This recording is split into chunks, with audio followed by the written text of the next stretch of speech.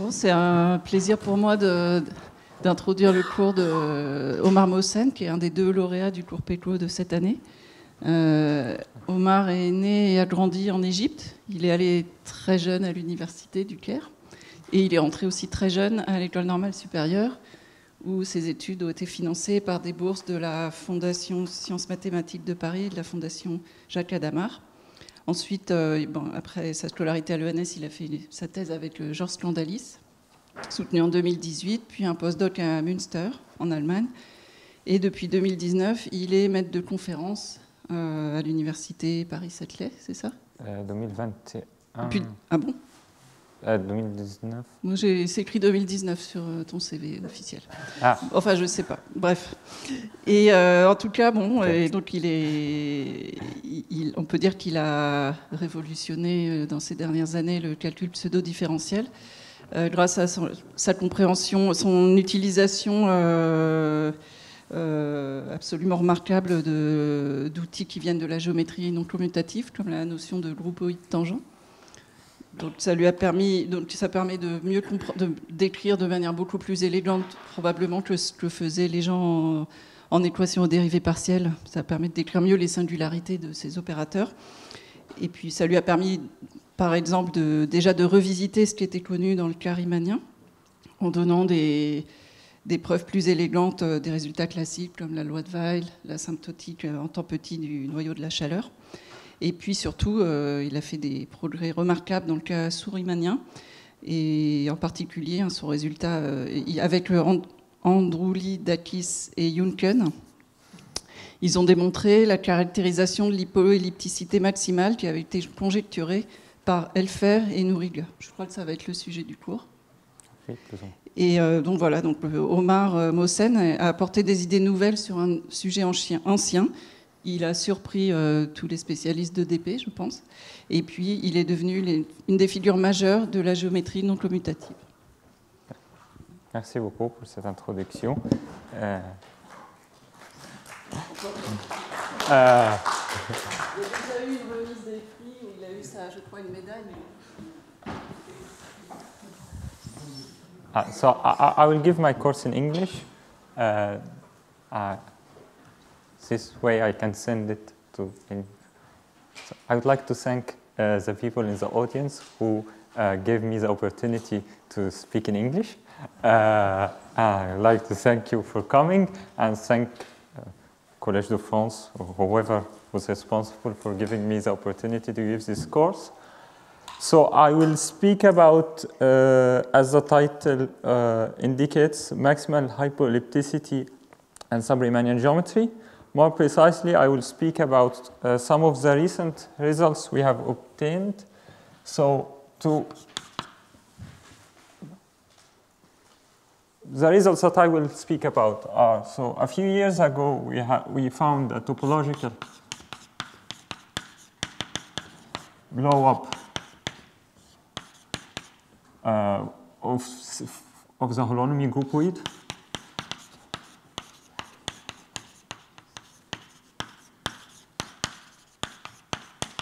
For singular foliations.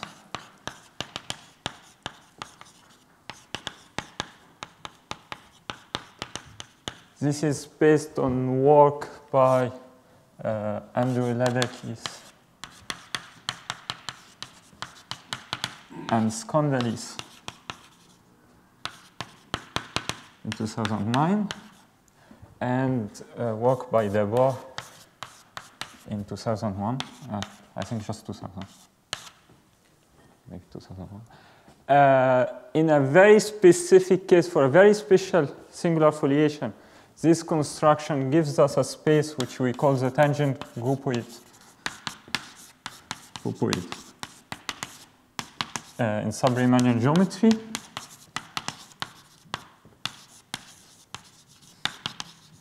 And then we use this space.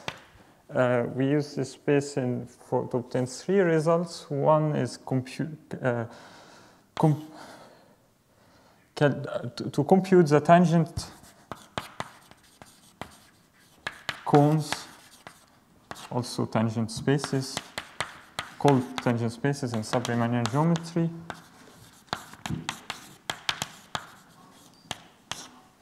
And the other is to characterization of maximal hypoellipticity.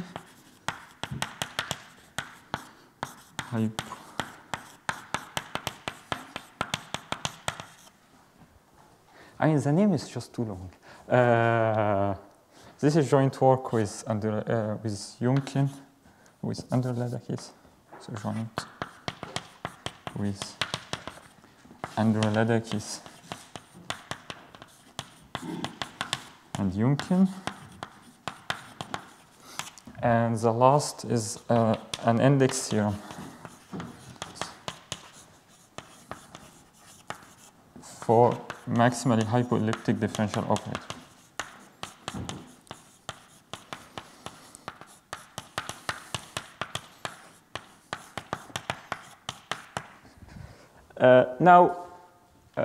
So the topic of the talk will be these results. One immediately notices that these results concern different or not very connected a priori areas in mathematics.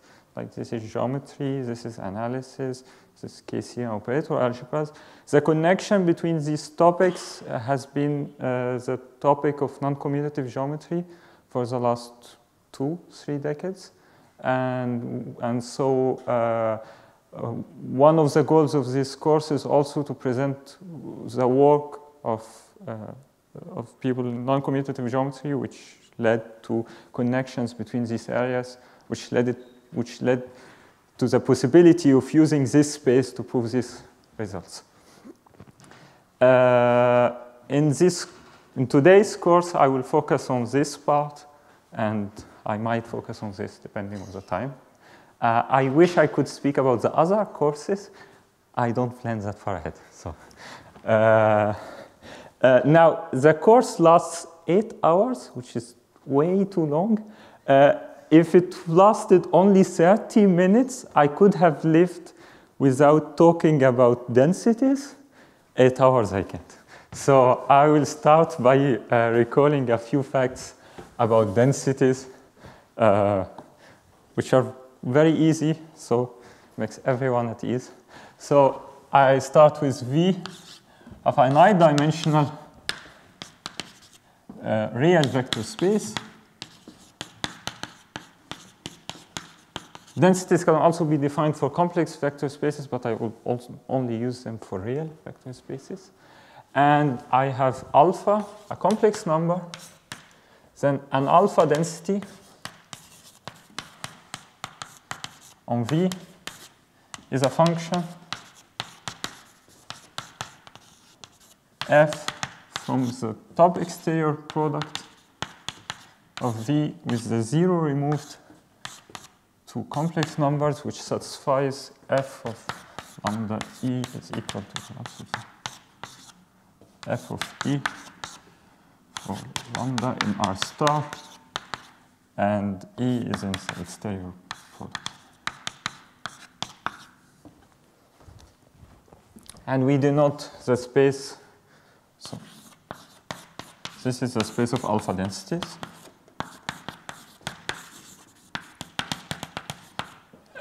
It's clear that this vector space is one-dimensional, so the value of the function is completely determined by its value on just one point. And so this thing is a one-dimensional vector space. So it's one-dimensional complex vector space. Complex vector space.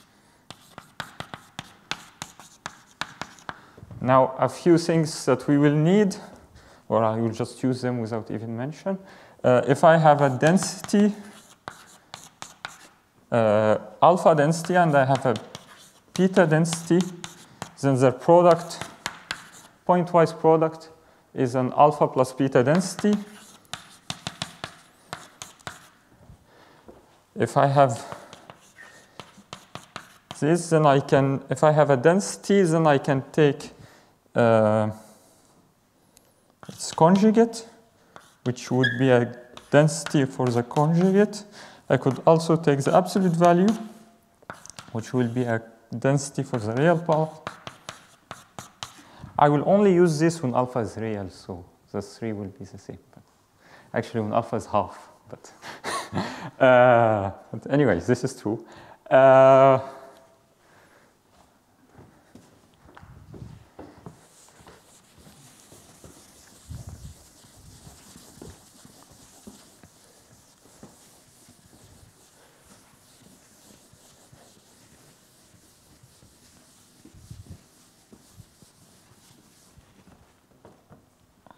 think I will write it here.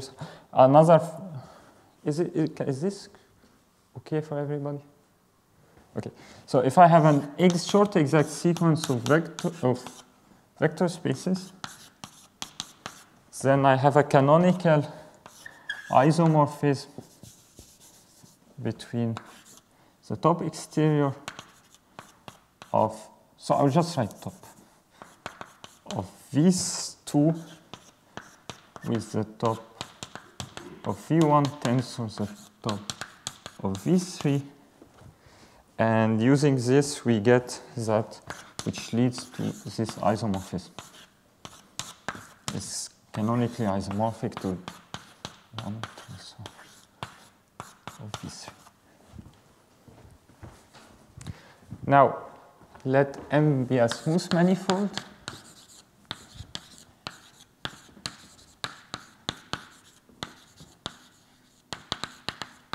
For the moment, it could be with boundary, but since I will not really use manifolds with boundary, I'll just suppose that it's without boundary for them.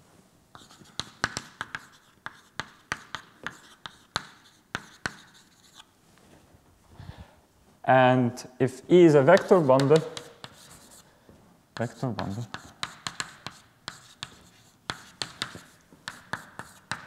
then we can define the alpha densities, and this is just a complex vector bundle whose fiber over a point is this. And then all of these isomorphisms that we have, so the tensor product of this. So this isomorphism, we can write it this way.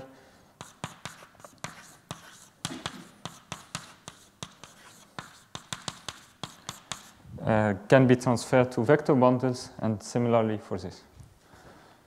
Now, the reason we introduce vector densities is that we have a natural map, a canonical map, integration map from sections of M of this density bundle to C. These are just also called compactly supported smooth measures. More generally,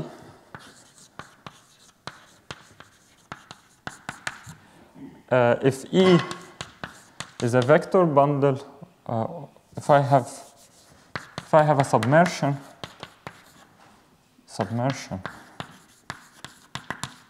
and E is a vector bundle over N,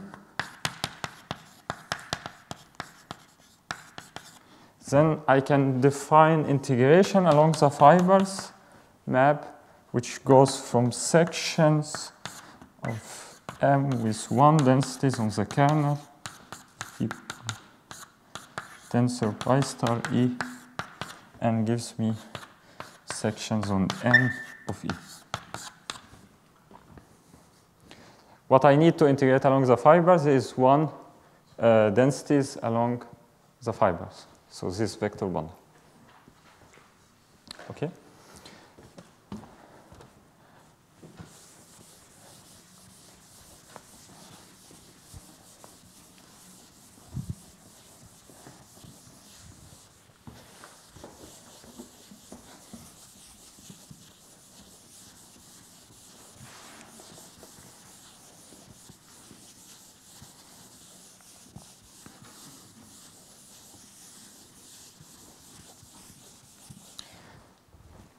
Now, one last thing. So thanks to densities, we can define L1 of M canonically as completion of C infinity C of M with values in 1 densities with respect to the norm. and L2 of M as completion of C infinity C of M of with the inner product. F is a half density, G is again a half density, which is just what I just said. And so the product is a one density, and so I can integrate it. And so this gives me, so this is an inner product. And so I don't need to choose a Riemannian metric. Now, I will end by saying that if you really don't like densities, you can trivialize everything. So if you have a vector bundle and you have a Euclidean metric,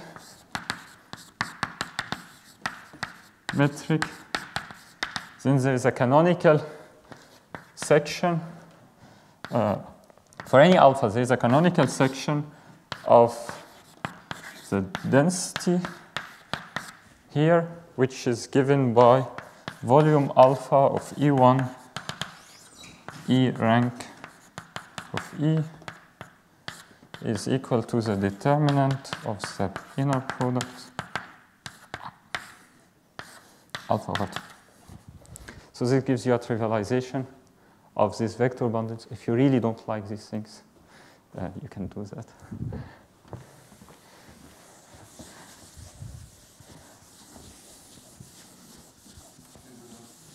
Huh? It's positive.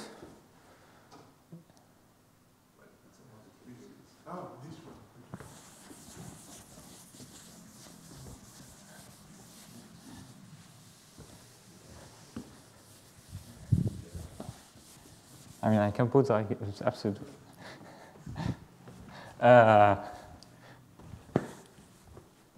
So now I can define differential operators. So I have two vector bundles, complex vector bundles. Okay, so now it's a good point to say, whenever I say a vector bundle, it means complex. If I want real, I will just say so. Okay, so a vector bundle. So a linear differential operator between E and F, or from E to F, is a linear map.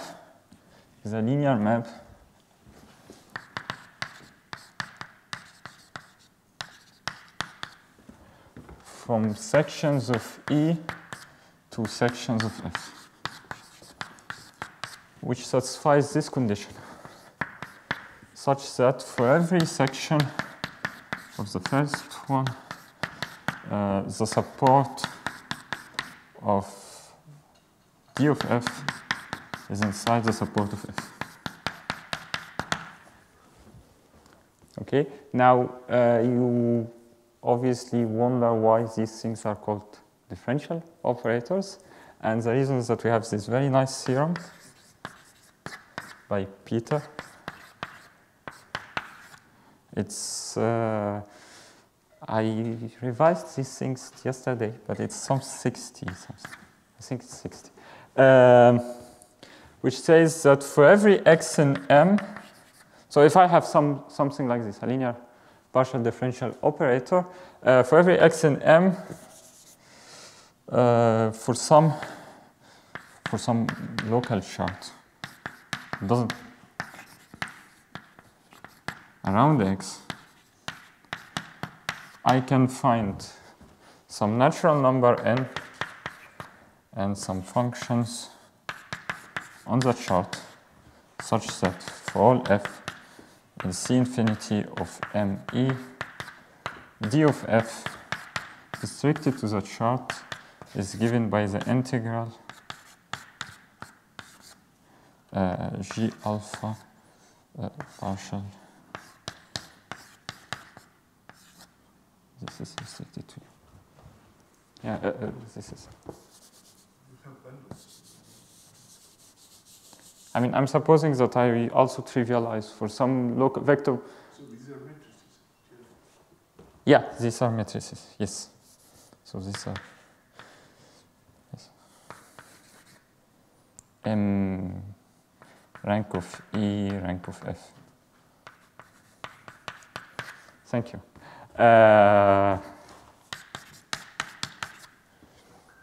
Okay. So if you have this condition, then automatically the linear map is a differential operator.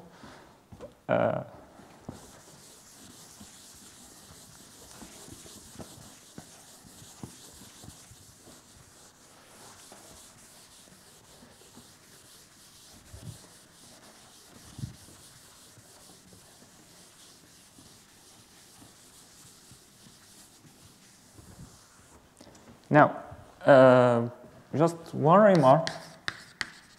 So the n here which appears depends on x. If the manifold is compact, then I can choose n independent of x, because n is constant on an open neighborhood. But if M is not compact, then I might then n can really depend on x, in the sense that if the manifold is not compact, then I can take a differential operator which uses more and more derivatives as I go to infinity. It's very easy to construct something like this using cutoff functions. And so we say that D has finite order. D has finite order if n can be chosen independently of x.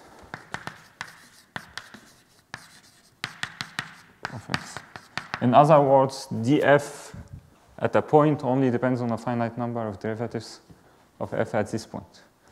Now, to simplify this course and to simplify notation, I will not really use arbitrary vector bundles. Everything works if I use such bundles. So I could just remove them and use C-infinity functions. But the best choice is to use these things.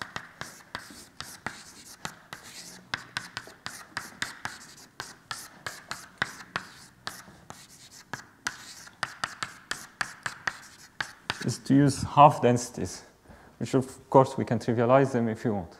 And I like them so much that I will actually just write this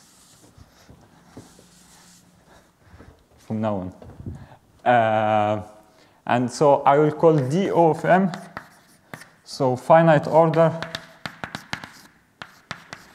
differential operators which go from here to here. Now, for example, so example, if X is a vector field,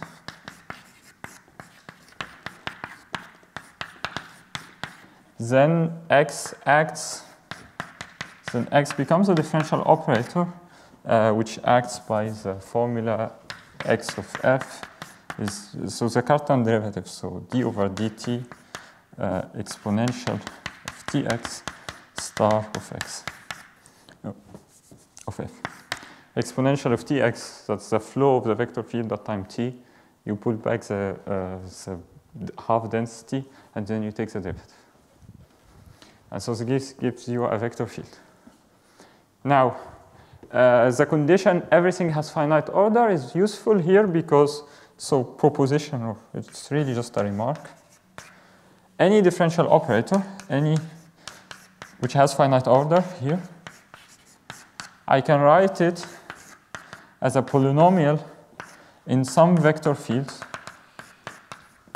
where x1, xn are some vector fields, and p is a non-commutative,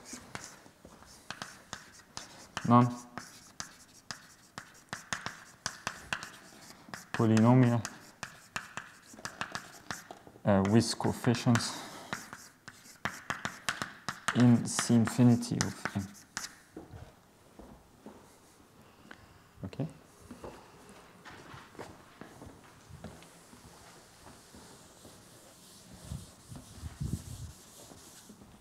I could even do a remark on the remark. The number of the vector fields is, of course, you can always force it to be less than or equal to 2 times the dimension plus 1 because of Whitney's embedding theorem.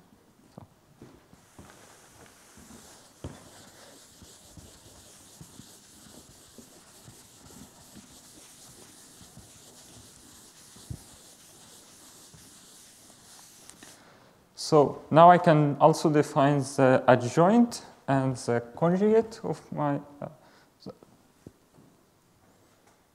I think it's called like this, adjoint and transpose and adjoint. So for any D here,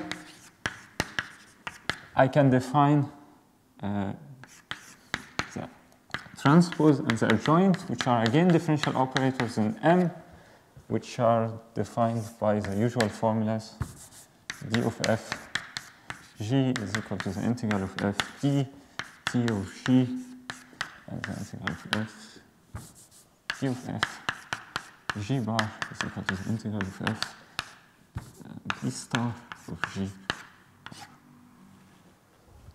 And these are differential operators. Either you look at local coordinates and you do this, or you just use this remark. You start by saying that if X is a vector field, then X transpose is just the same as the adjoint, it's just minus X. And then any differential operator, you write it as a polynomial. And then the transpose would be just you flip monomials and you put signs. And you don't change coefficients. Adjoint, you do the same thing, but you also replace each coefficient with F bar. So now I can also define distributions. So I use this notation for distributions. So I will start with C infinity of M. So we equip this with a, so this is a topological vector space.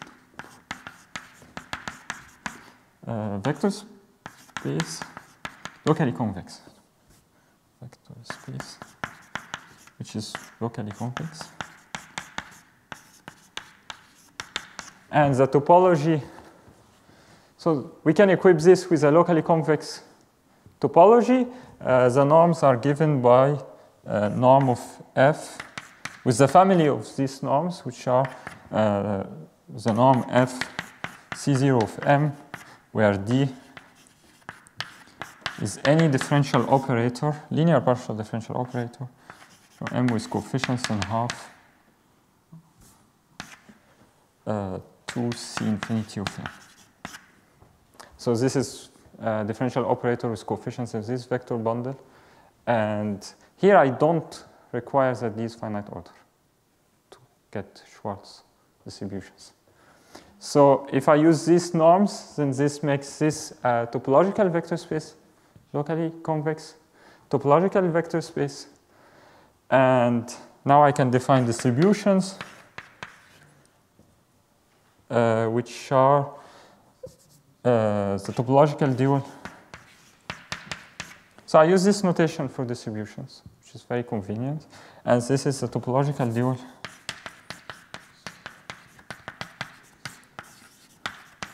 of C infinity C of M. Yes. Okay. Okay, yeah. Yeah. Yeah, it makes less fun with that.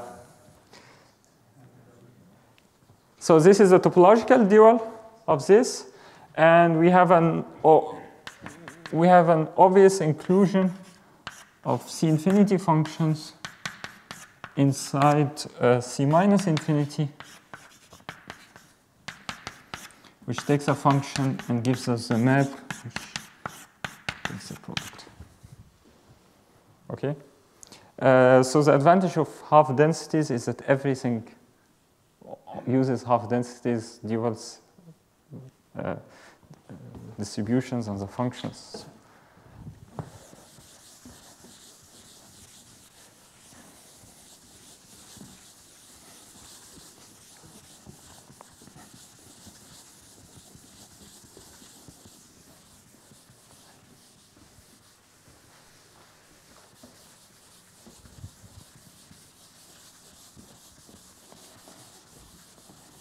So now I come to the main definition, really, in this series of lectures.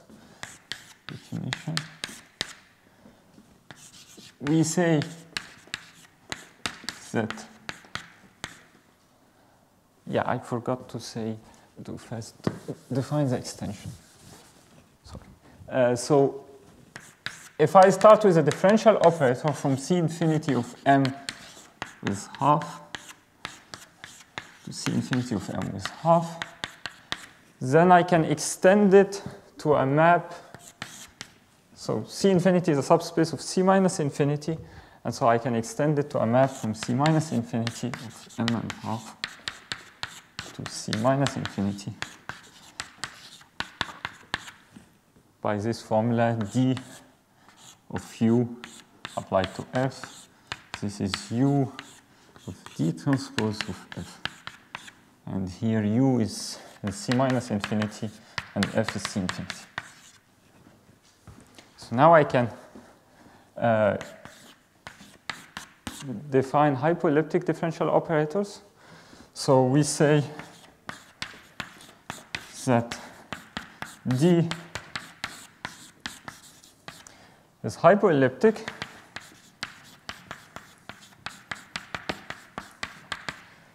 if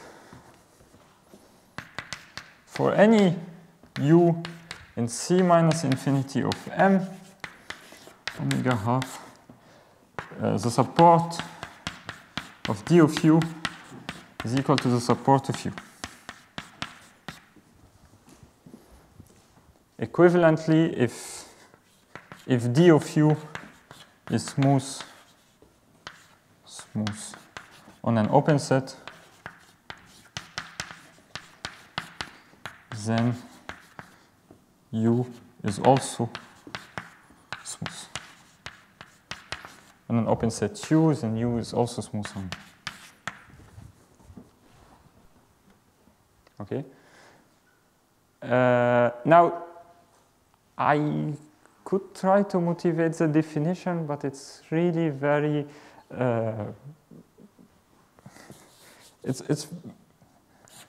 the motivation behind this definition is very straightforward.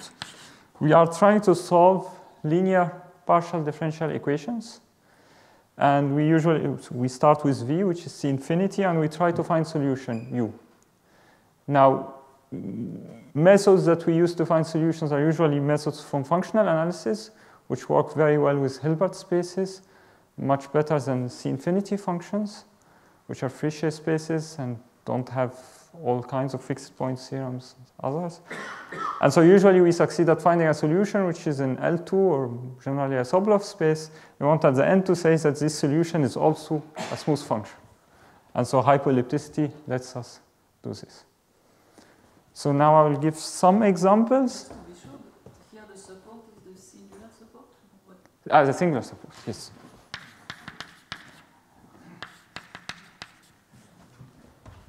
Huh? Which I did not define.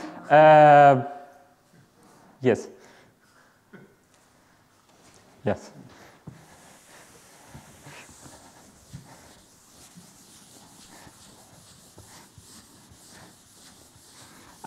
I realized this while preparing the talk, but I didn't realize that someone will actually tell me this.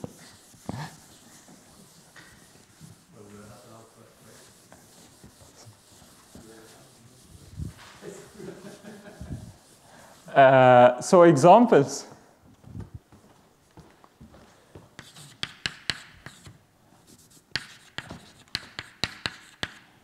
So I divided the examples. All of these are hypoelliptic. All of the examples that I will give are hypoelliptic. I divided them into 4 families because they come from different sources. So the first one, they are elliptic differential operators. So dx, something like dx, Cauchy-Riemann, so this is on R, Cauchy-Riemann on R2 or C, and the Laplace operator on Rn. All of these are examples of hypoelliptic differential operators, which in a moment we'll call them elliptic. Other examples are almost the same thing, but which are called semi-elliptic, which is when you have, instead of having all even powers, you allow the powers to differ from one coordinate to the other. So something like this. A1 plus dxn an. But you still have to suppose that all of them are even. Where?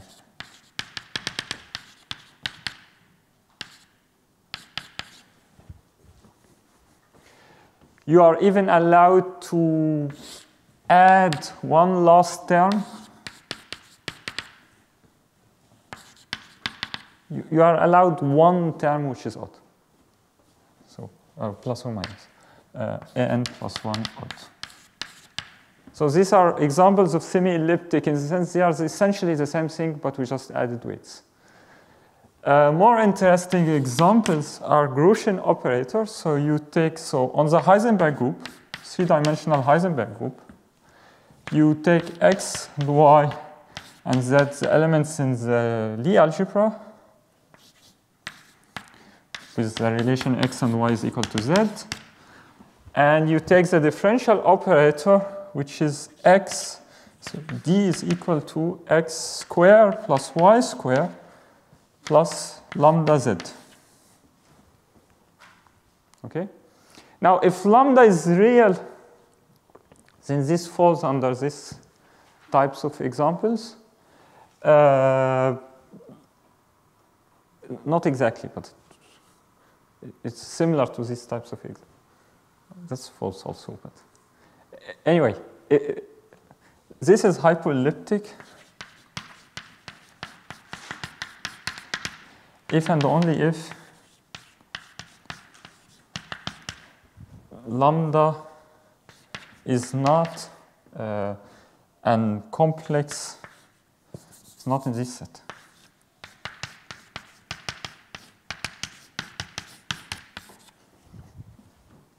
So this is the first more subtle example where hypoellipticity, you have to avoid these complex numbers.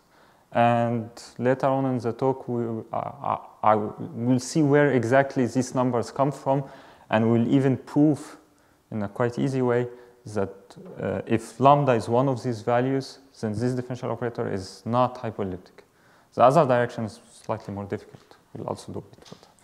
But the first one are the ones that I really don't like and the ones that we really don't understand as a mathematics community. So these are things like this.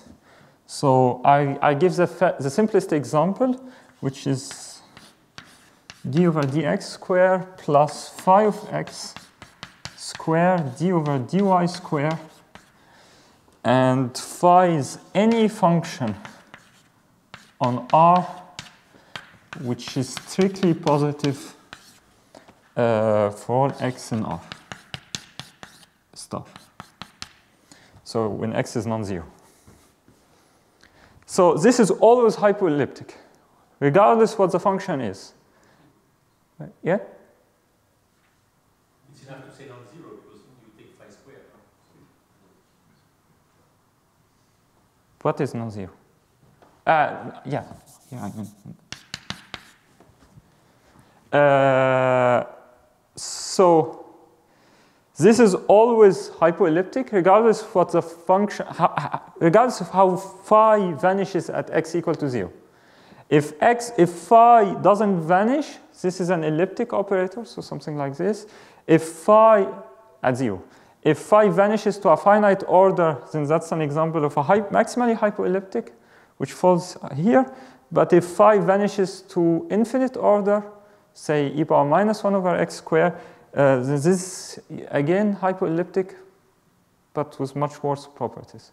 This is an example of 71, I think. And one can create more complicated and worse examples of this. Phi d, the name of the person.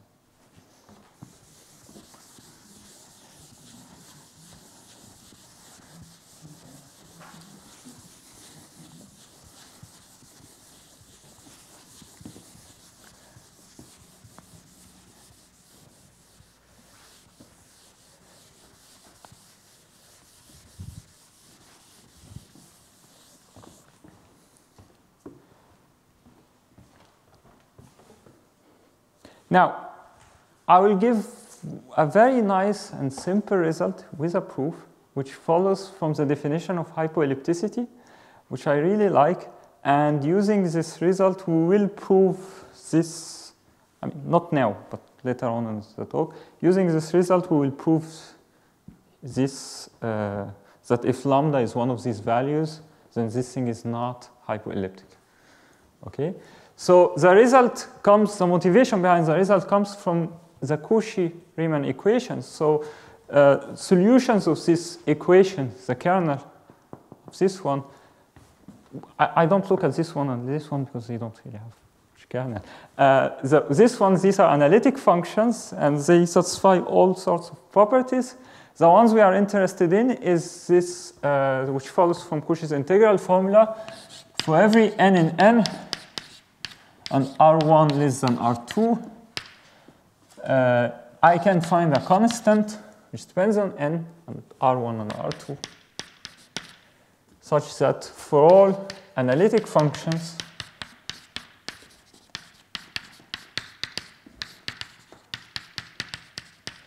the norm of f Cn on the ball of radius R1, this is bounded by this constant times the norm C0 of the ball of radius R2. So you are allowed to bound the Cn norm by the C0 norm as long as you just increase the radius slightly, which is trivial to obtain from Cauchy's integral formula. Now we will show that this is actually true for solutions of any hypoelliptic differential operator. So we have the following theorem. This is a closed graph. I don't give author for this. This is a closed graph theorem. So if the let hypoelliptic. So I need a hypoelliptic differential operator. I need two open sets which replace these sets. So I need U1, U2 open sets, relatively compact open sets, and any n in n. So given this, I can find a constant, which obviously depends on all of this, such that for any f in C infinity of m, if d of f is 0, which replaces the condition that f is analytic, then the norm of f Cn on the small open set is bounded above by a constant times the norm of f C0 now on the bigger open set. And of course, to define Cn norms, use partition of unity and stuff like this. Okay. Now we will prove this because the proof is very nice. I like it a lot.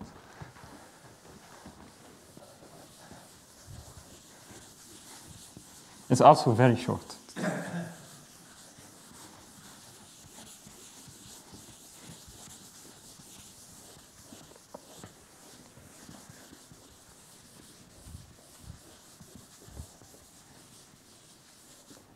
So I will prove this.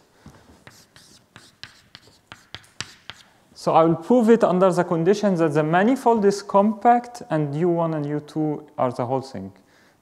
You can replace, so M is compact and U1 is equal to U2 is equal to M. So now the idea of the proof is extremely simple. You start with this space and we already have a topology on this when we defined a few minutes ago the topology, the usual topology on this. We defined it with compact support. Doesn't matter here. So this has the usual topology. And the idea is to define another topology on this space. And the topology, so the new topology on this space, you define it with semi-norms, defined using semi-norms. And the semi-norms you allow are the one which takes C0 of M. This is after you trivialize trivialize this bundle. Doesn't matter how you trivialize it. And the other ones that you allow are these ones.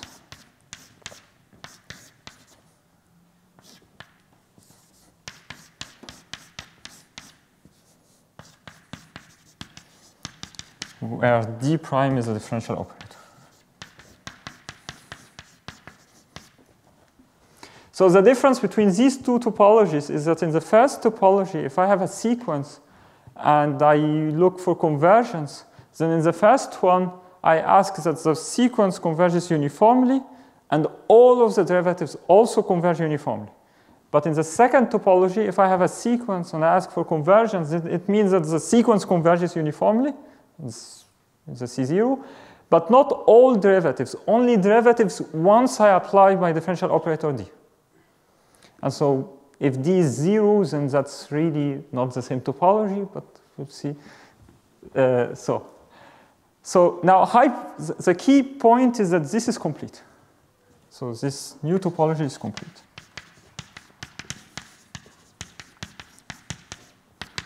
So how we prove this? So you take Fn Cauchy sequence. Now, being Cauchy means that it's Cauchy for each one of these semi-norms. So if it's Cauchy here, then I have, so there exists a continuous function. I don't know yet if it's smooth, such that Fn converges to F in C0 norm. And I can find a smooth function such that D of Fn converges to G in C infinity. This is because I know that this thing is already complete. Okay?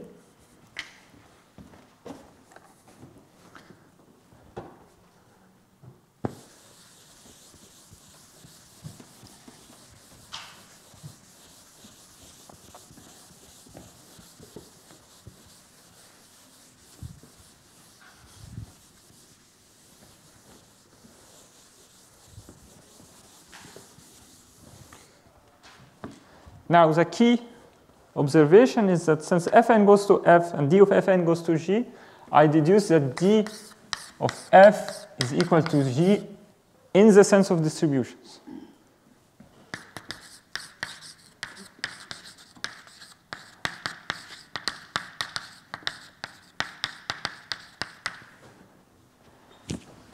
And so now G is smooth, and so F by hypoellipticity, F is smooth. So F is smooth. And so I succeeded at finding the limit of my function, limit point in my space. Now I'm almost done, because I take the identity map, my favorite map, from C infinity functions to C infinity functions. But I put here the first topology, the usual one, and on the right one, I use the second topology.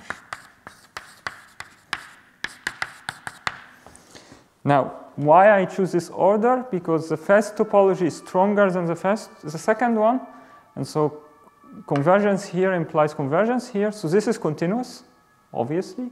It's also obviously bijective.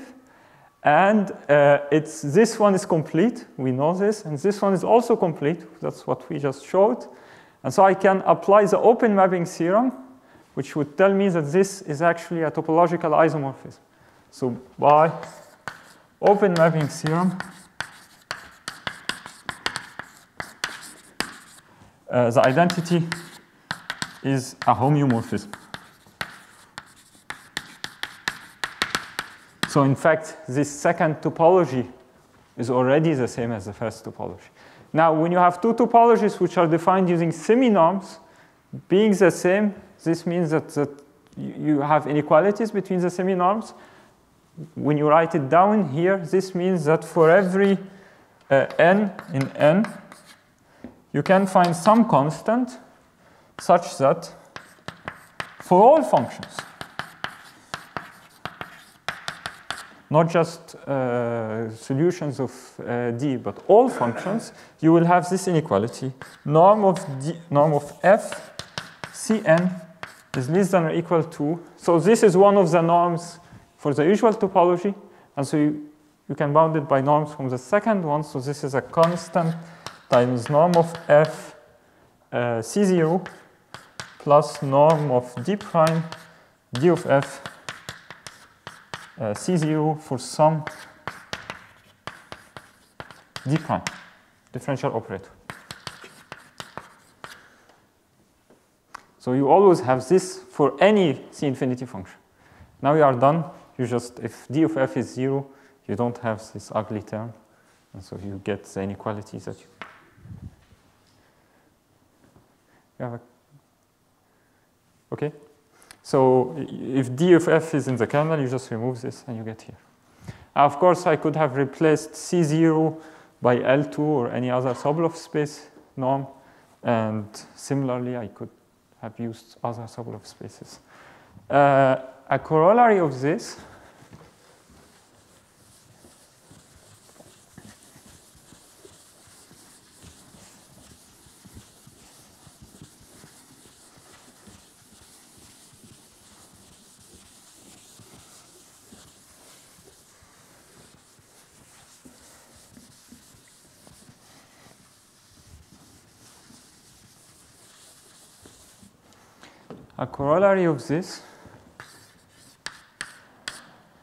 if M is compact,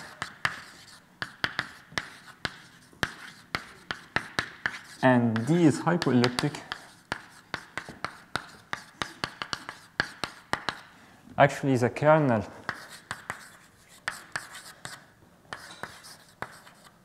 is finite dimensional.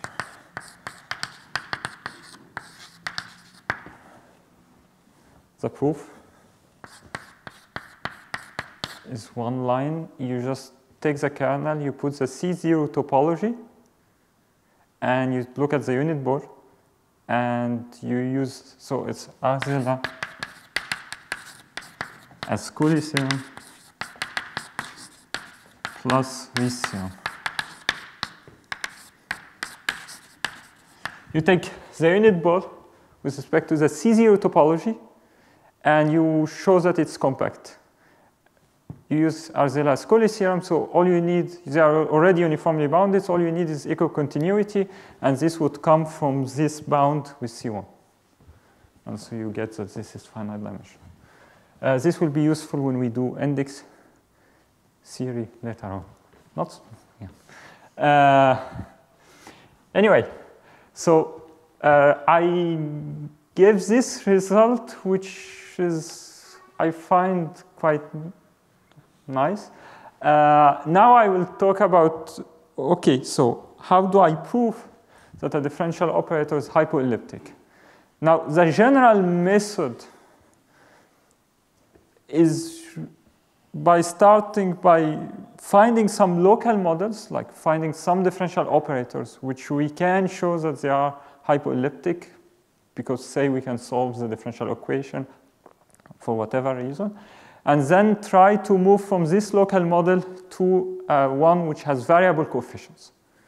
And so I will give different models in the 1 hour that remains, whatever, and how these local models can be transferred to variable coefficient theorems. So,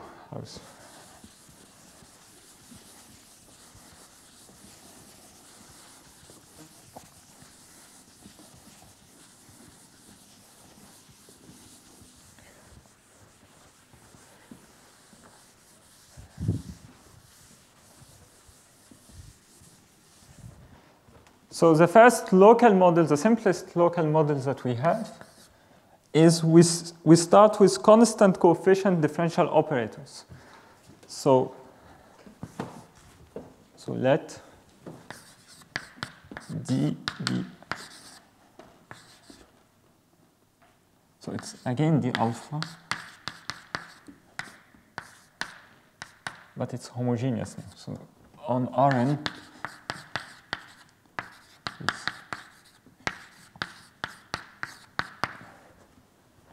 so we start with a differential operator on Rn, which is homogeneous.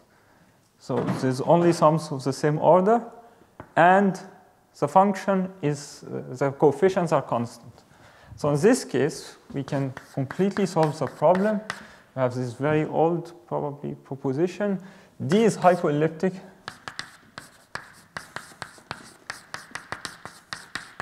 If and only if the associated polynomial, which is the Fourier transform of this, satisfies P of xi is non-zero for all xi non-zero. Okay. That's the first thing. The second thing is that if D satisfies the above,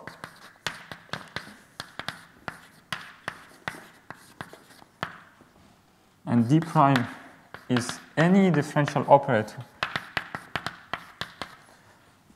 of order less than or equal to n minus 1, then D plus D prime is again hypoelliptic.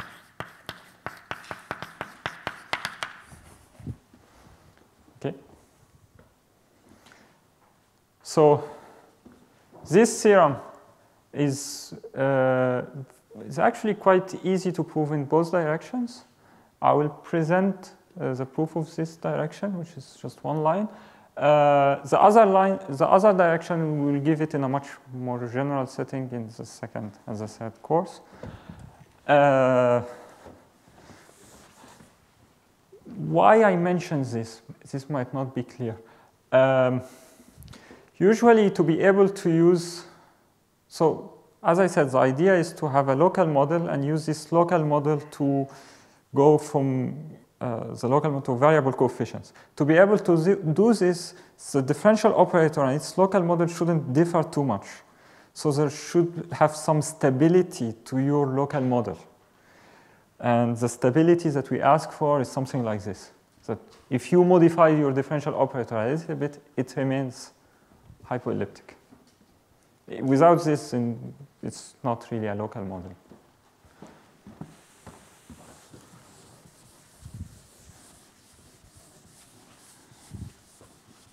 Of course, you can make different restrictions here, but you need something like this to be able to go from the local model to variable coefficients. It's very important to remark that this polynomial is also defined by this equation. The differential operator applied to E, I, x, and xi is the polynomial of xi, E of I, x, and xi.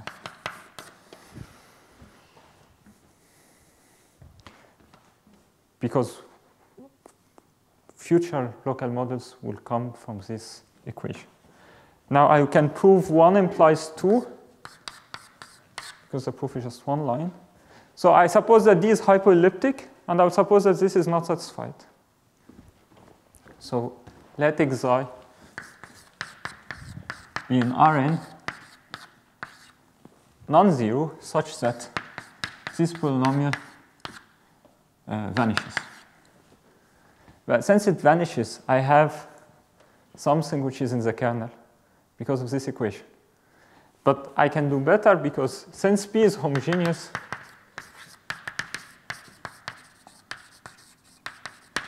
P of lambda xi also vanishes. And so all of these functions, are in the kernel of D. But this is a problem because these functions are all uniformly bounded in the C0 norm by 1. I didn't say lambda here is R. These are all uniformly bounded by 1, but once I take their derivatives, they, since xi is non-zero, they go to infinity in lambda. So I cannot have the proposition from before. So my differential operator cannot be hypoelliptic. Okay.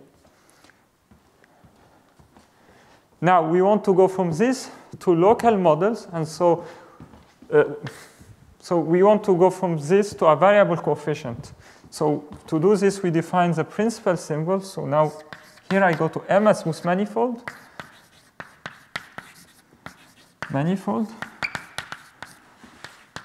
and D a differential operator, and D any differential operator.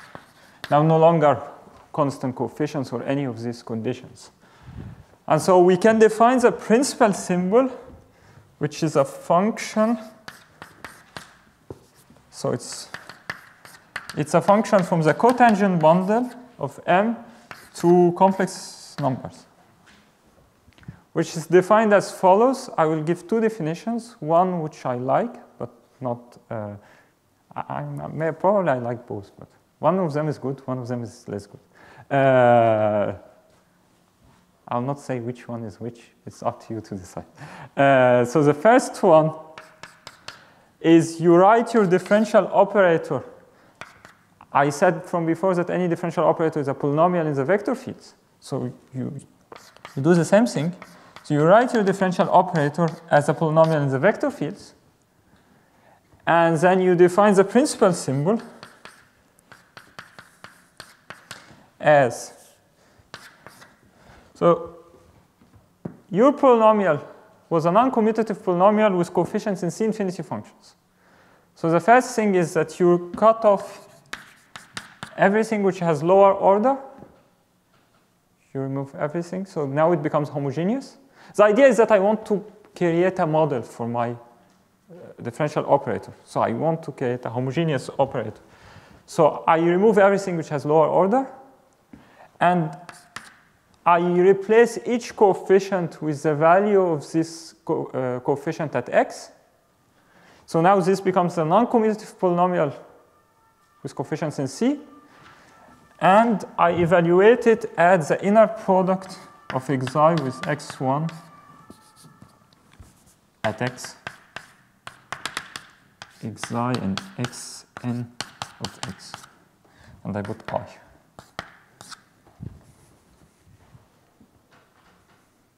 This replaces what we did here with ixi alpha. Okay.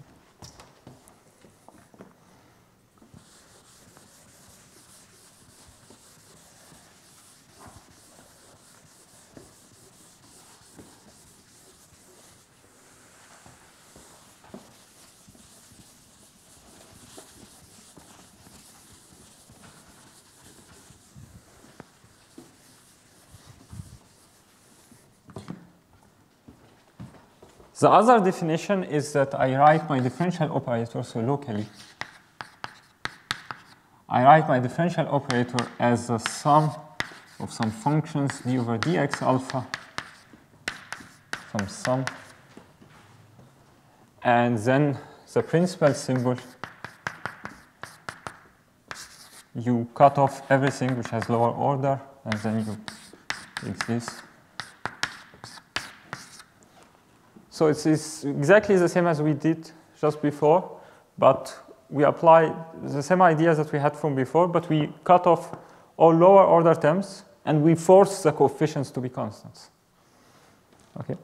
And of course, here I wrote it as a polynomial, but I could have written it the dual and think of the dual in the Fourier transform as my local model. Is this clear? Okay. So now we come to the main regularity theorem for elliptic operators. So main regularity theorem for elliptic operators.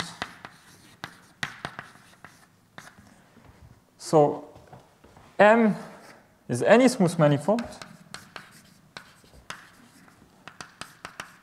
Here I again don't give an author because I think this theorem many people have worked on this. I don't know who was the first to write this theorem in its current form. The way I wrote it, it's probably Hormander who wrote it the way I wrote it, but I don't know if it wasn't known before. It follows from work of Kohn and Nierenberg, which precedes Hormander. So I would put Kohn, Nierenberg, and Hormander, among the others. So M is a smooth manifold, D is a differential operator of order n. Then the following are equivalent.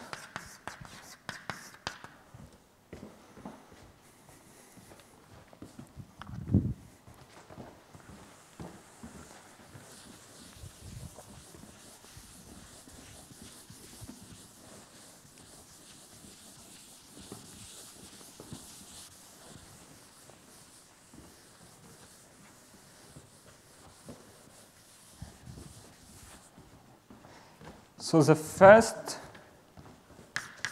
is the condition from before for every x and xi in the cotangent bundle with the zero removed. The principal symbol is non-zero. The second condition is that for every s in R, d, and for every distribution, d of u belongs to the Sobolev space on M, local Sobolev space. This implies, if you don't know what the Sobolev space are, I will rewrite the definition in a few moments. Anyway, so Hs plus k as n of M, local Sobolev space, L2 local Sobolev space. The third condition, if M is compact,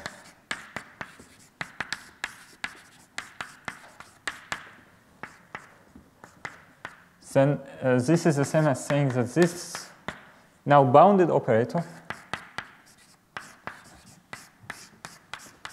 is Fredholm.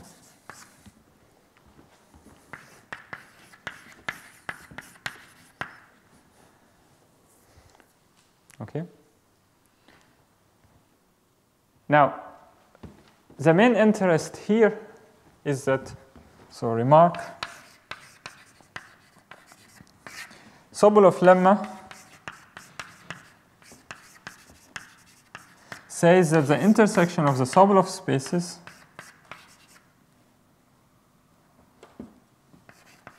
is equal to C infinity functions. What you're saying at the moment, there is no vector bundle, it's just for functions? Functions or C infinity. Earlier you were giving definitions where there was a vector bundle E over M. Yes, I'm ignoring. So this is functions, or actually the way I say it is C infinity of M omega half to C infinity of M omega half. Yeah, but so it's not So omega half of E is really omega half of... Yeah, it's omega half of Tm. So this is one-dimensional, this is one-dimensional, and it's the same vector bundle, so this is a complex number.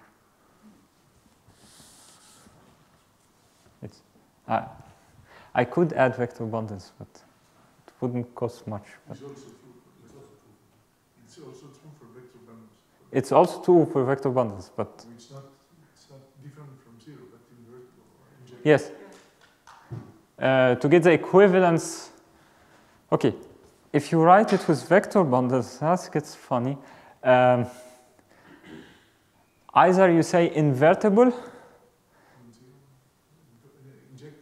inject. So if you put injective, here this is fine, and here you would put left invertible modulo compact operators. If you surjective would be right invertible, and the same thing but with D star. Okay. So the Sobolev lemma tells you that the intersection of the Sobolev space is a C infinity function. So if D of U is C infinity, then U is also C infinity. So in fact, by Sobolev lemma, so D is hypoelliptic.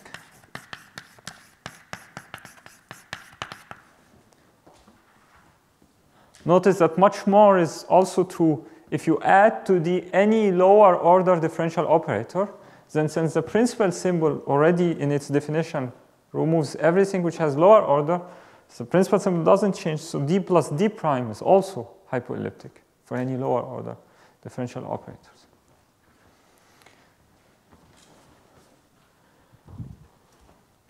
Now, this condition looks innocent, but turns out that that's the key condition which lets us use methods from C-star algebras and non-commutative geometry to attack these types of problems.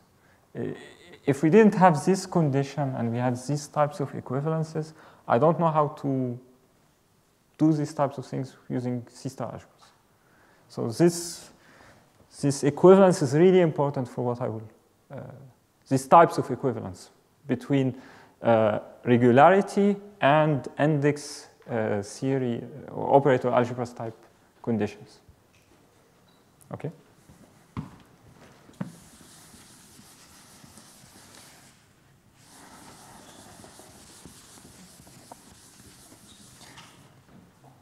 I'm using, I will just say a small remark. I'm using L2 spaces because I do operator algebras, so L2 spaces. I could have used here LP spaces, Sobolev spaces, as long as P is between 1 and infinity with both excluded.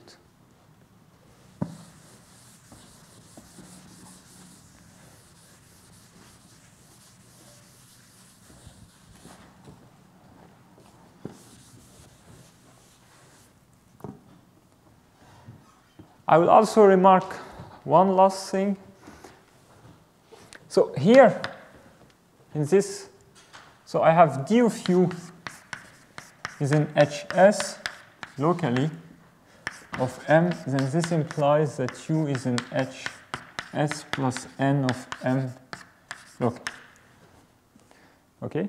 It's clear from the Sobolev lemma that I don't really need this constant to be N. If it was any constant, then the same argument would have worked, and I could have obtained hypoellipticity. This constant is R. So the first thing you observe is that this constant has to be less than or equal to N, because the differential operator is of order N. If I ever succeed at proving this, this constant has to be less than or equal to N. And so, and the bigger the constant is, the better this condition is. So in some sense, this is the best possible type of condition you can prove. Okay?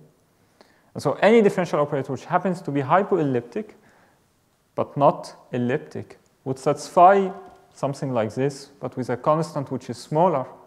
And so using this, we can start to measure strengths of differential operators.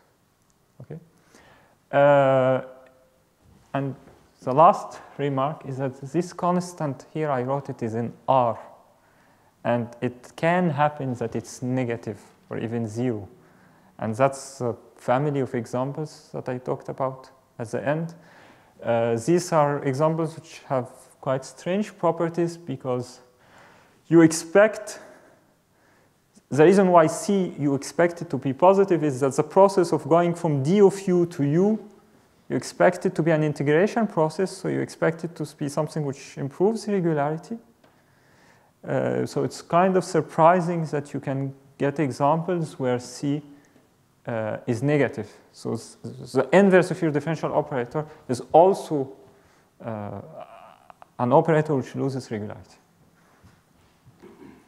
or doesn't gain regularity. C is equal to 0. So now this theorem was well known by the 60s. Now in the 67, Hormander proves the following theorem. So he proves, so let x1 to xn be vector fields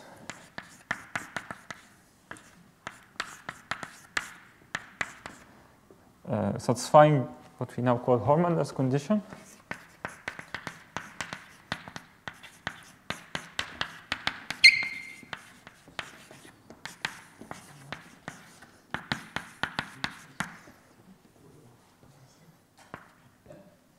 Then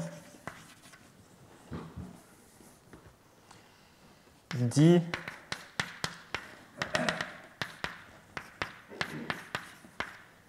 is hypoelliptic.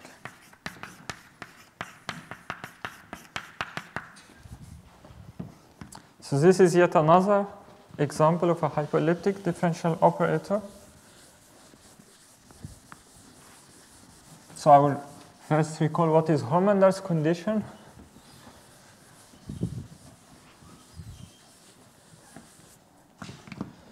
So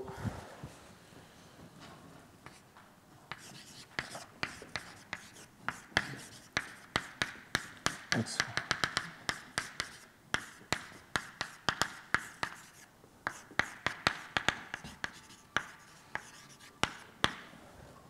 condition if for all x in M the tangent space is linearly spanned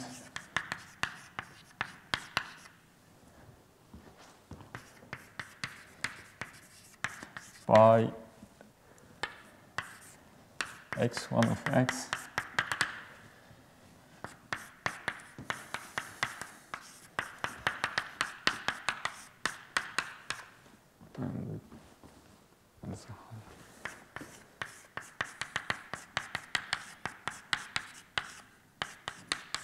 etc.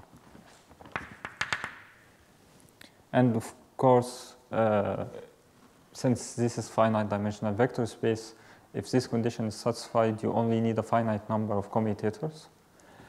And if it's satisfied, if you need some, say, n number of commutators, then the same commutators would also work in a neighborhood. And so the number of commutators you need is locally bounded. So if M is compact, then the number of commutators overall you need is finite. But if M is not compact, then that's not necessarily the case. So examples of this would be, so the two obvious examples. So in the Heisenberg group, by construction, we have this relation. So x and y satisfy Hormander's condition.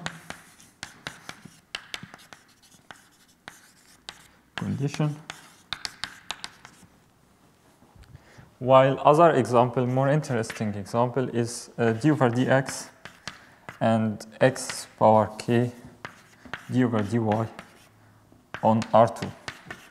And here k is in N. The reason this satisfies Hormander's condition is each time you take the commutator, the power of x decreases by 1. So eventually you have no powers of x. Okay.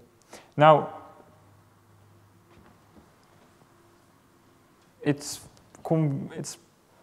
important to remark here that the way Hormander's condition is satisfied is not exactly the same way in this example and this example. So in this example, the two vector fields don't linearly span the tangent space at any point. and you need one commutator, and so the situation at every point is exactly the same. But here, when x is non-zero, the two vector fields linearly span the tangent space, so you don't need any commutators. But when x is equal to 0, you need a lot of commutators to generate the tangent space. So this is an example of a situation where the Harman-Kardon condition is satisfied in a very discontinuous way, but this is in a continuous way. We call this equiregular, which will have ramifications later on when we study this condition in more details. What is important is that this thing, so Harman-Kardon proves that this is hypoelliptic. This is elliptic if and only if here in this condition no commutators are used.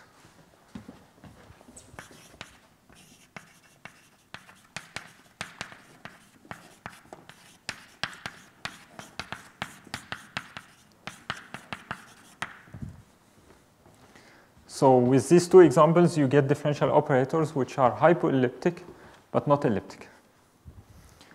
Okay. Now I will keep Harman-Kardon's theorem. I will erase this. Notice that Harman-Kardon, in contrast to the previous theorem, so this was in 1967, Harman-Kardon did not prove his theorem by first creating a local model and then going to a general manifold. He just proved this theorem for this particular differential operator. It works. Okay, and the history goes is that it's after Harman-Kardon's theorem appeared that people tried to find the local model behind the theorem and thus explain why the theorem is true by local models.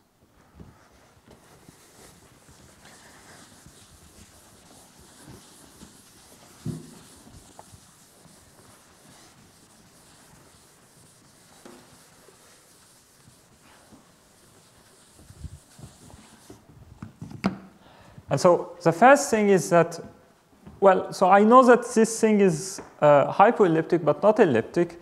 I could ask the question, well, I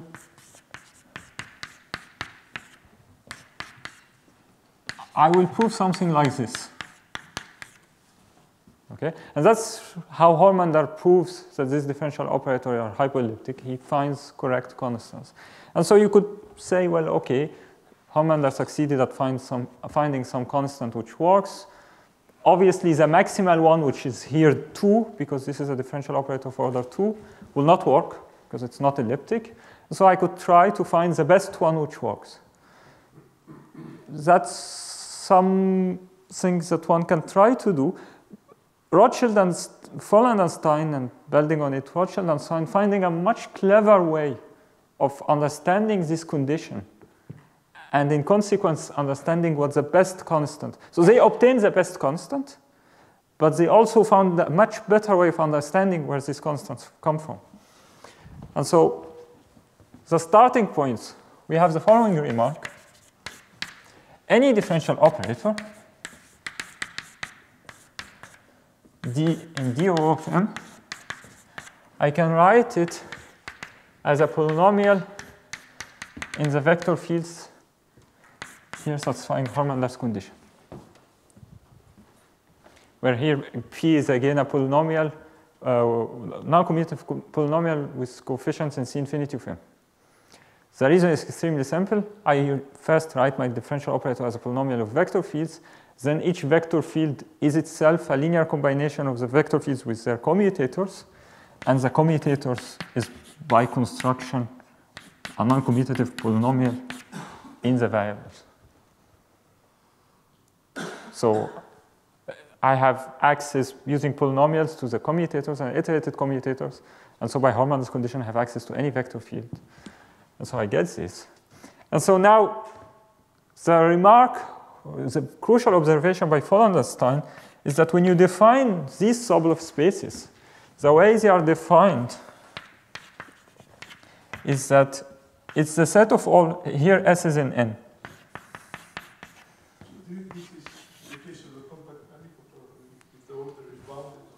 So this is true, I'm cheating. And so this is true as long as the number of commutators that you need here is bounded above. And since it's locally bounded above, and since I'm interested in hypoellipticity, I will suppose that it is bounded above by some natural number. But yes. So I need finite order, but I also need this. So yes. Yes, I always care about log. So the classical Sobolev spaces, you could define them as, when S is in natural numbers, as in L2 of M log, which satisfies that D of U is in L2. So I write it this way. P of Y1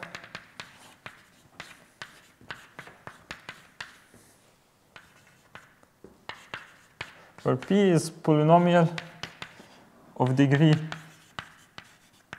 this is equal to n, S, and Y1, Ym are vector fields.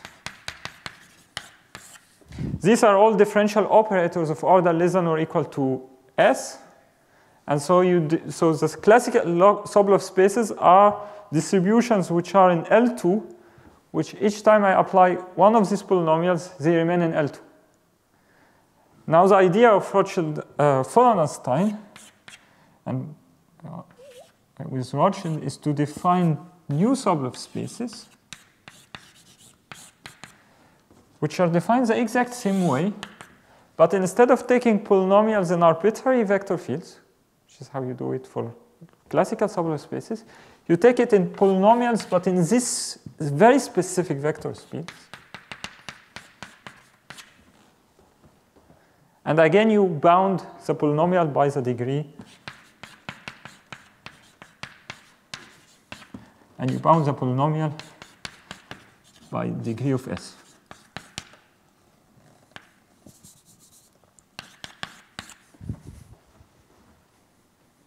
Okay?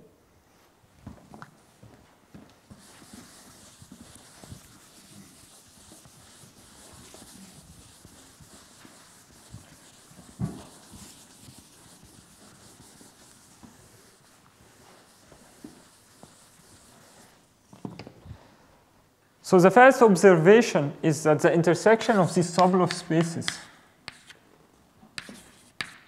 is actually just the old intersection over S in N. S in N. This is very simple because any differential operator, you can write it this way. For some polynomials, the polynomial might have a much higher order because you implicitly are forced to use commutators to write vector fields which can only be written as commutators, but you don't care. The intersection remains the same. And so by Sobolev lemma, you already know that this is the infinity of M. Okay? And now we can write the theorem by Rothschild and Stein. And Stein in 76. And so they proved that if you take D, this sum of squares, this Hormender sum of squares, then it will satisfy this, but with the best possible constant with the new Sobolev spaces. So for every S in N, for every U in C minus infinity, D of U is in H tilde S, implies that U is in H tilde S plus 2. And this is again the best constant. Now this is the best constant that you can get, which is what you would expect, because D is a differential operator of order 2. Okay? So this suggests, this also suggests this definition. The Hormender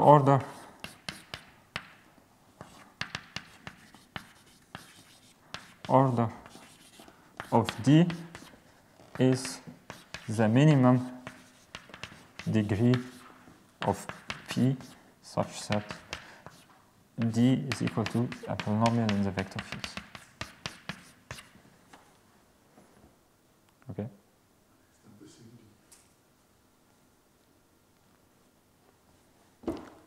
no, this is for any differential operator. Okay.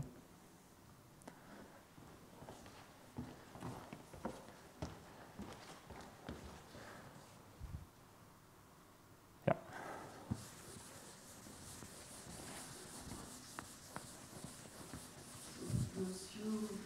You have these vector fields x1, x1 satisfying the Hormander's condition. And now you take any polynomial. And now I take any. Now I take any polynomial. So I will explain this.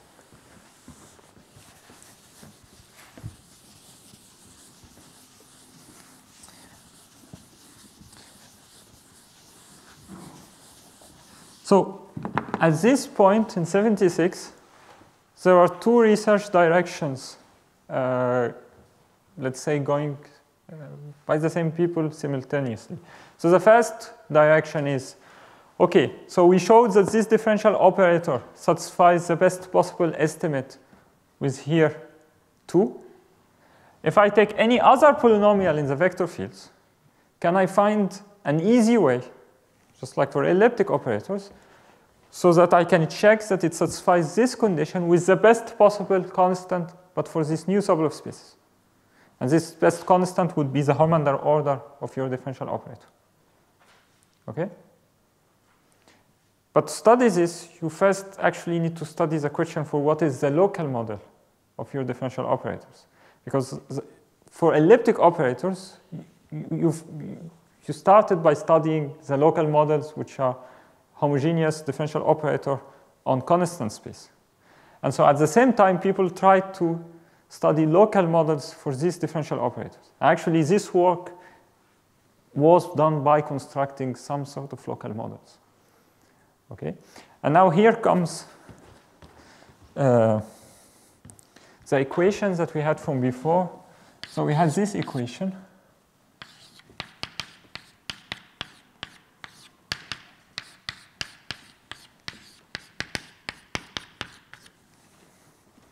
And we had D, a constant coefficient differential operator, which is homogeneous.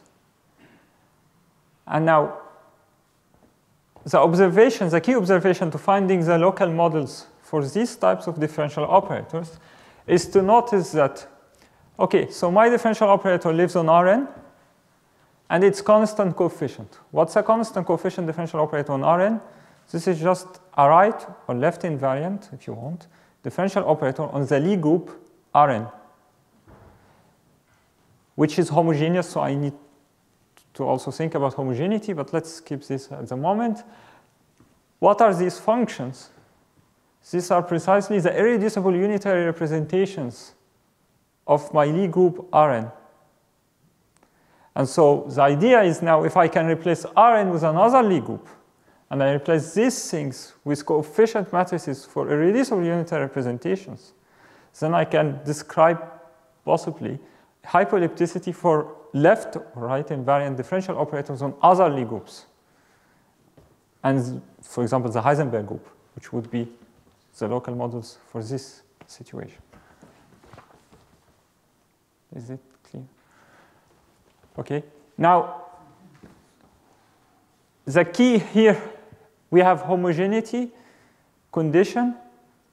And so the only Lie groups, Lie algebras which are homogeneous would be nilpotent. So actually, this will only work for nilpotent Lie algebras. So let G be a graded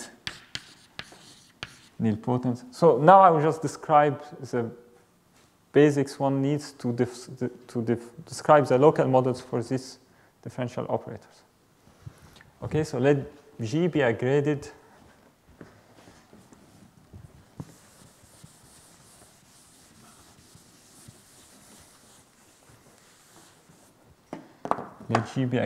nilpotent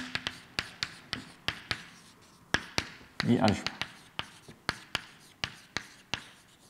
So this means that G is G1 as a vector space. It's written, is decomposed this way, and the commutator of Gi and G is inside. So either Gi plus J if I plus J is less than or equal to n, 0 if not.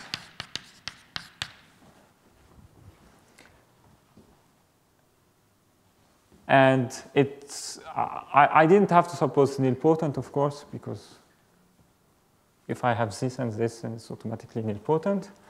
If I have such a Lie algebra, then I have dilations for any lambda in R star. I have a map from alpha from the Lie algebra to the Lie algebra, which is alpha lambda of V. So this is linear map, which is equal to lambda I V if V is in G.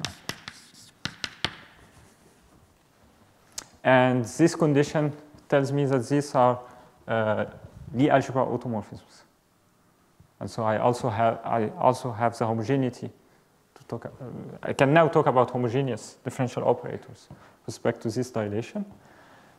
Now I also have to talk about irreducible unitary representations of my group. So I will recall a few facts about unitary representations of groups.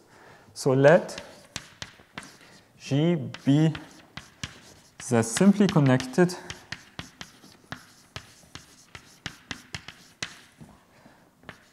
nilpotent Lie group with Lie algebra G. So this always exists. There is a remark which is, I always say it, but I think it's useful. Since G is nilpotent, the Baker-Campbell-Hausdorff formula is a finite sum. And so you could just, instead of this being an abstract group, which you don't know, it could be taken as the vector space G itself with the product being given by the now finite sum, the Baker-Campbell-Hausdorff formula. Okay. Now, a unitary representation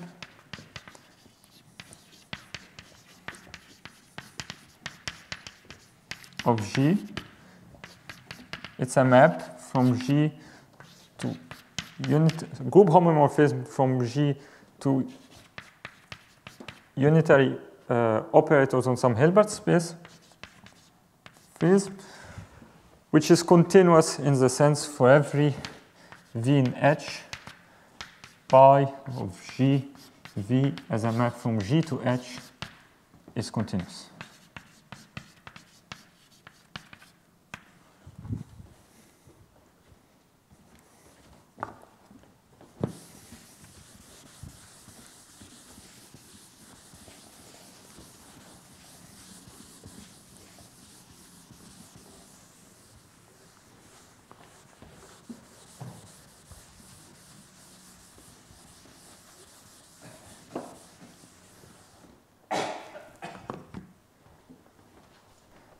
And we say that the pi is irreducible if for every subspace of H, which is invariant under G enclosed, if then F is equal to either 0 or H.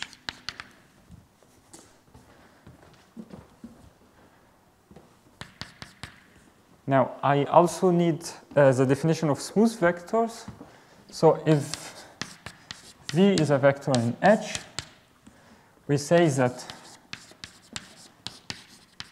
V is smooth if this linear map, if this map from G to H, which is always continuous, if it's Friche smooth. If pi of G, V from G to H is smooth. Friche smooth. And we do not, so C infinity of pi is a space of smooth vectors.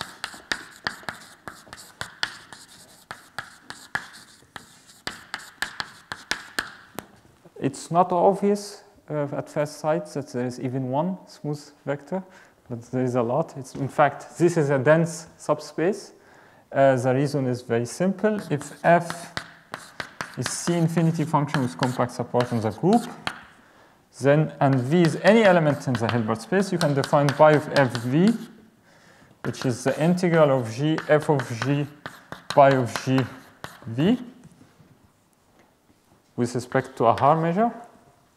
And this integral is always, so it converges because f is compactly supported and pi is unitary, and this is always a smooth vector. This is very similar to how convolution of a smooth function and a continuous function is smooth.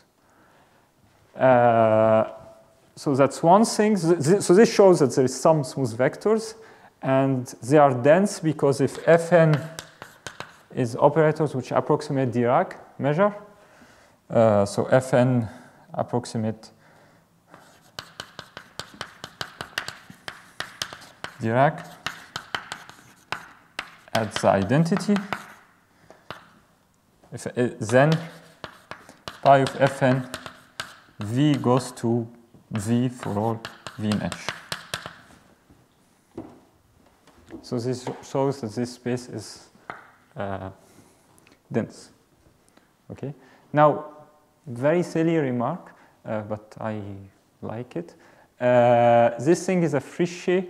You can make it a Friche space by by equipping it with the semi-norms which come by looking at derivatives of this thing. And it's enough to look at the identity. So this is also a Friche space. Okay, now what I need is that, so I have my representation, which is defined on the Lie group, which goes to unitary operators on the Hilbert space. Now I can take the differential of this, which is now a map from the Lie algebra to linear maps, endomorphisms of C infinity vectors, which is defined by this formula.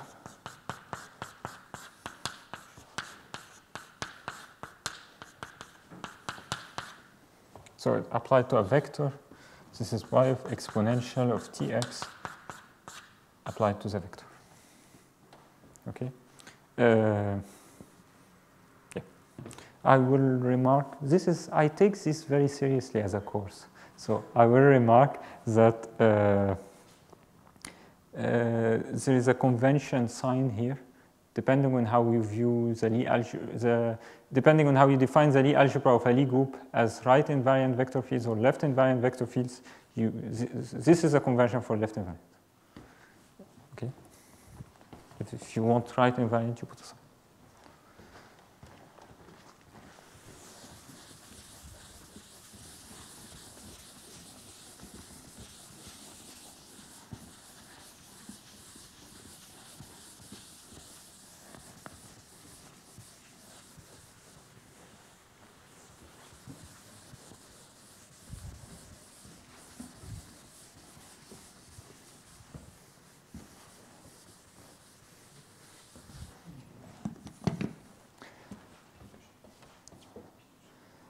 So now, if D is a right invariant differential operator on my Lie group, so an element of the universal enveloping Lie algebra, then it is a polynomial in the vector fields. So you can define d pi of D as an endomorphism of C infinity vectors, just by expanding D as a sum of monomials and just applying this linear map. And again, a silly remark, it's continuous endomorphisms here with respect to the Friche topology. So now we can write the theorem for our local models. So the theorem. So this was proved by Helfer and Norrie here. in 79. So the result of Rothschild and Stein appeared in 76. So this appeared only 3 years later. But this was called the Rockland conjecture.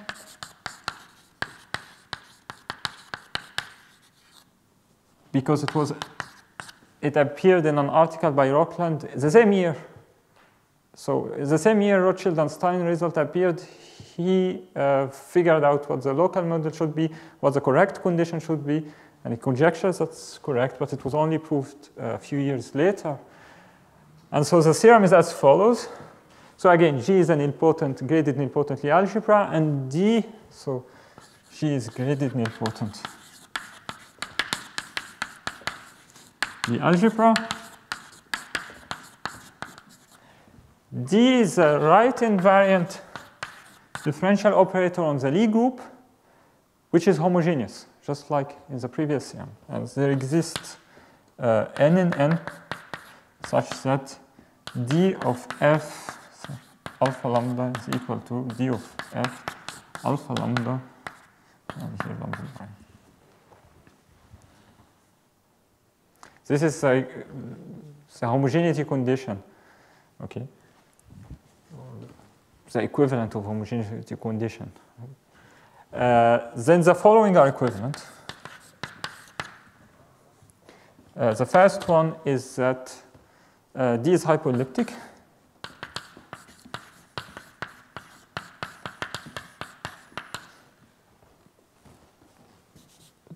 The second one is that for every pi irreducible unitary representation of G, which is not equal to the trivial representation, this replaces the condition that xi is equal to 0 in the previous condition, d pi of D, this linear map, is injective.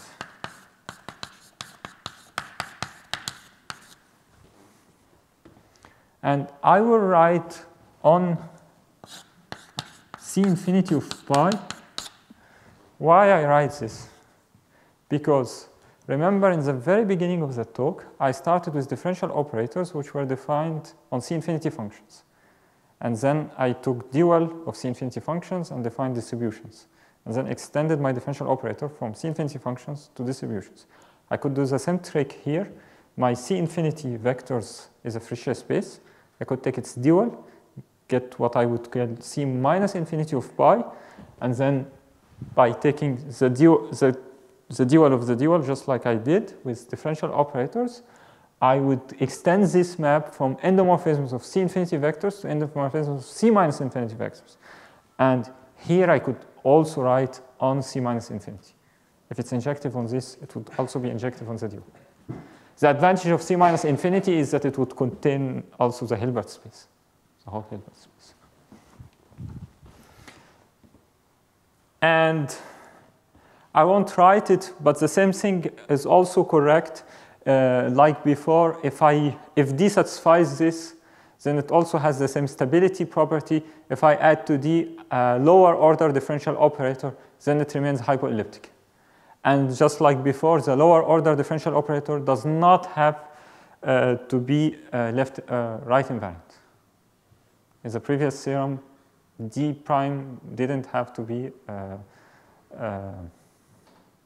constant coefficient. And so here it's also not necessarily right invariant.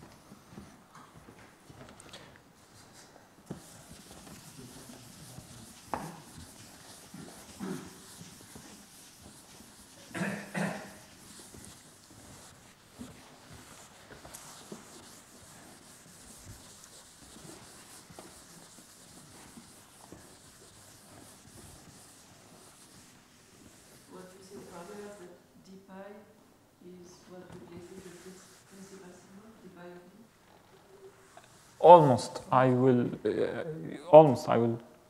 yes, more or less. Here in this local model, yes. I will now do it in the more general case. For this one? Yeah, so you can take, okay. So thank you that you reminded me. So we had this operator from the very beginning. By the way, the proof of 1 implies 2, it's exact copy of the proof of 1 implies 2 that we had from before. The main difference is that before we had d of e bar I x xi is equal to p of xi, and we used that p of xi vanishes to deduce, to get functions in the kernel, and then from this contradict the inequality. Here you would do the exact same thing, but you would replace this with the function which sends g to pi of g v, where v is a vector in the kernel of the representation. So this would be 0 if v is in the kernel of d pi of d. So that's where the condition comes from. And again, a function by itself would not give you a contradiction. But if you put here pi of alpha lambda of g, then that would again be in the kernel because of the homogeneity of your differential operator. And now you will get a contradiction if your representation was non-trivial, because then the derivative would go to infinity of this at origin. So it's the exact same proof. Okay? This operator, so we saw this on the Heisenberg group.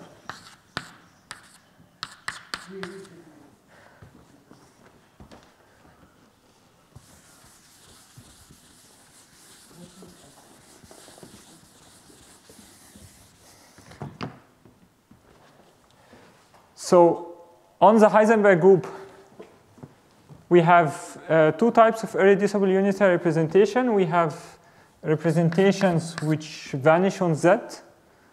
So there are representations, one-dimensional representations. And these, since I only want to calculate d pi, I will not really tell you what pi is. I'll just tell you what d pi is. So d pi of x, so they are parameterized by two variables, xi and eta and R2. And d pi of x is I xi, and d pi of y is I eta, and d pi of z vanishes. So these are the one-dimensional representations. And in this case, this is injective. It's minus xi squared minus eta squared. So this is injective.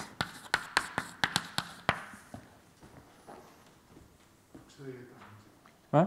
If xi and eta is different from 0 and 0, which is the trivial representation. But now, so Stone-von Neumann theorem tells you that, so these are the one-dimensional reducible unitary representation, but there is also infinite dimensional unitary representations, which come from, so there is plus or minus. They act on L2 of R.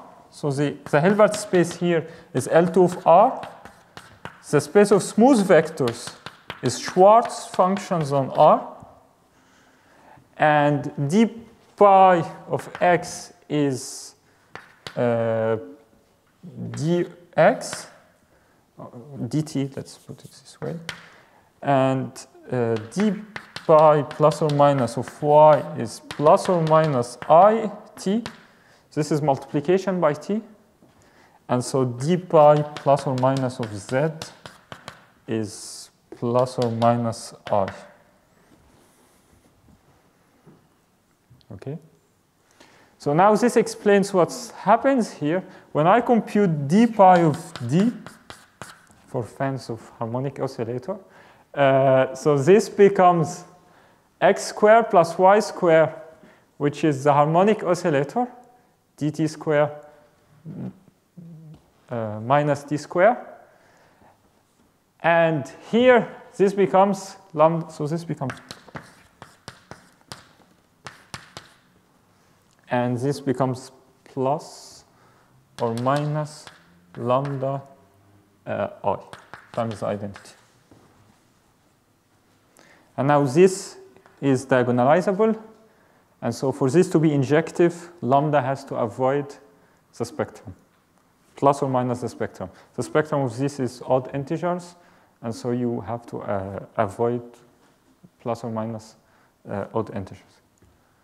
So at least this shows that if lambda is one of these values, then you deduce that your differential operator is not hypoelliptic. But you don't need the use, I mean, there are lots of other infinite dimensional representations for each value of the large constant. By homogeneity, it doesn't, they are all, by homogeneity, you can reduce them to plus or minus.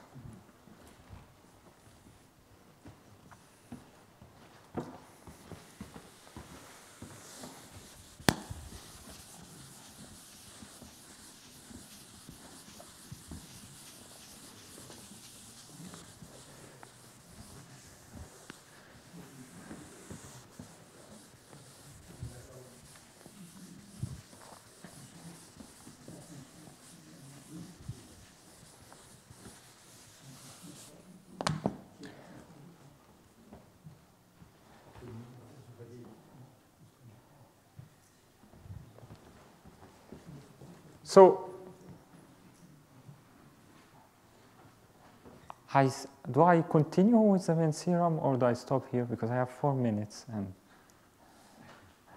I think I will continue with the next, explain how to use this to make variable coefficient theorem out of this.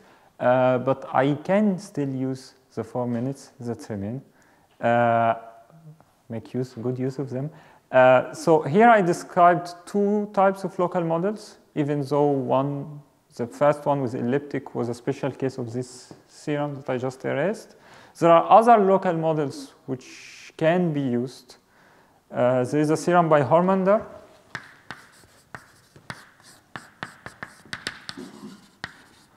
In 61, he got the Fields Medal in 62, and in big part because of this. So he says that if you start with a differential operator which is constant coefficient,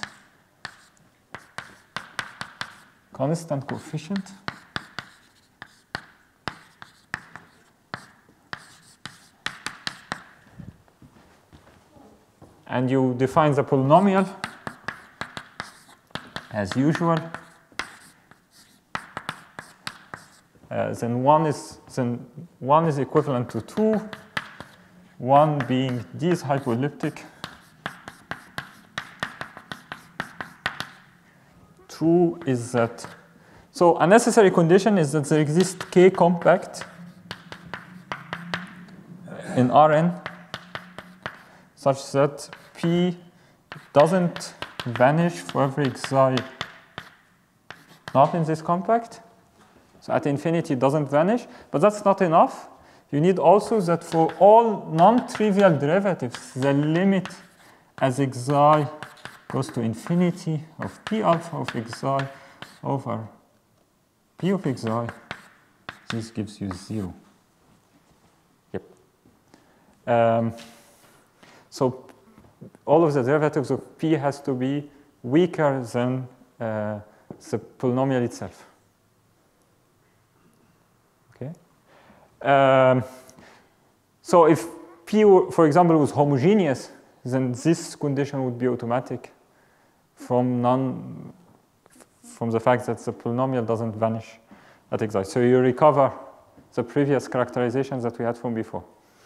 And one can use such differential operators as local models, but it's very these differential operators are not stable. And so to be able to use them as local models, you have more or less to suppose that your differential operator, whenever you move from one point to the other, it has what Hormander calls constant strength, which means that essentially the polynomial which appears from one x to another has to be essentially the same polynomial.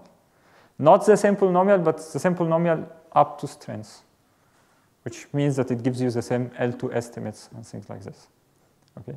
The problem with these types of things is that it also doesn't really translate at all well on manifolds. This constant strength doesn't behave at all well with change of local coordinates. And it also is bad because so something like this, which is also by Hormander. So this would be sum of squares of Hormander. If you freeze coefficients and you put x is equal to 0, you get something which is not hypoelliptic. So these are also examples which doesn't come from these local models. So we cannot rewrite the limit As the limit of what? of xi, the derivative of p, any non-trivial derivative of p divided by p itself. Okay? I will end by this remark, which could be of interest. So this is very satisfying theorem, complete classification for constant coefficient hypoelliptic differential operator. Away from constant coefficient differential operators, there are no conjectures or even any hopes of conjectures for classification.